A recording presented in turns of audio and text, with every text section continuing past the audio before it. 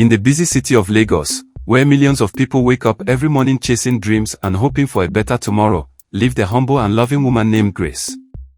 Grace was a woman known for her kindness, patience, and strong faith in God. She was married to a hardworking man named Jacob, and together they built a peaceful home. Their marriage was blessed with 3 beautiful children who filled their house with laughter and joy. Although the family was not rich, they were not poor either. They lived an average life, managing what they had and thanking God for every little blessing.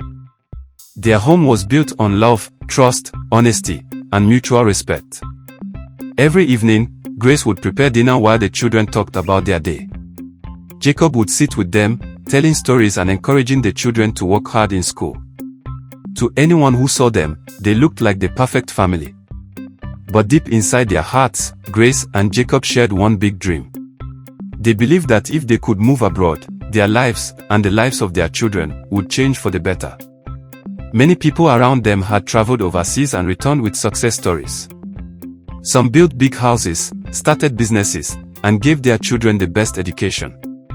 One night, after the children had gone to sleep, Grace and Jacob sat together in their small living room. Jacob spoke quietly. "Grace, what if I go abroad first? When I settle down, I will bring you and the children to join me." Grace looked at her husband thoughtfully. It sounded like a big sacrifice, but also a big opportunity. After discussing it for many weeks, they both agreed. Jacob would travel first to the United States, and once he became stable, he would bring the rest of the family. But there was a problem. They did not have enough money to sponsor the visa, flight, and travel expenses. For many families, that would have been the end of the dream. But Grace remembered something important. Her late father, Chief Owututu, had left her some land and family properties as inheritance before he died. Those properties were the only valuable things she had in life. Selling them would mean letting go of her father's legacy.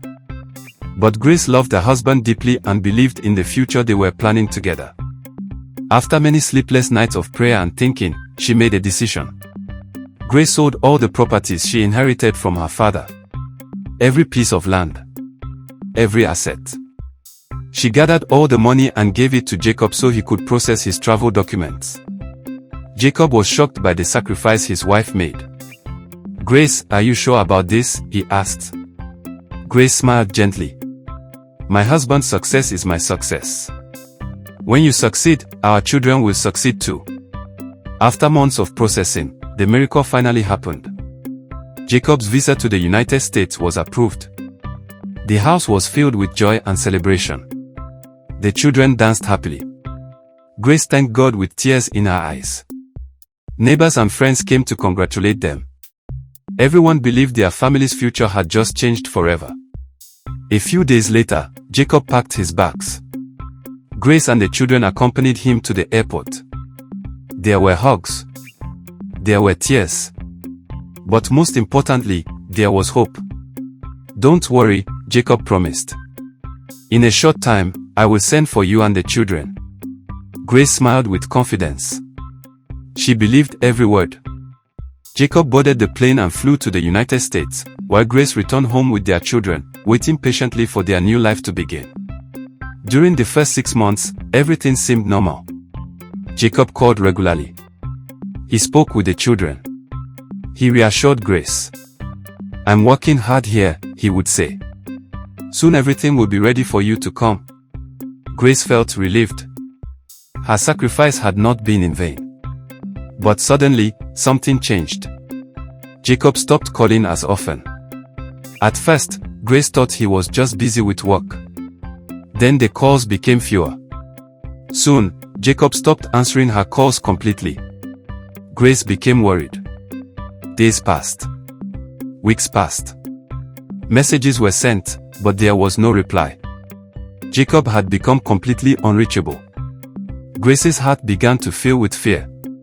What could have happened to my husband, she kept asking herself. Months later, the painful truth finally reached her ears. A friend who lived abroad had seen Jacob. But he was not alone. Jacob had married a white woman in the United States. When Grace heard the news, her world collapsed. Her heart broke into pieces. The man she sacrificed everything for.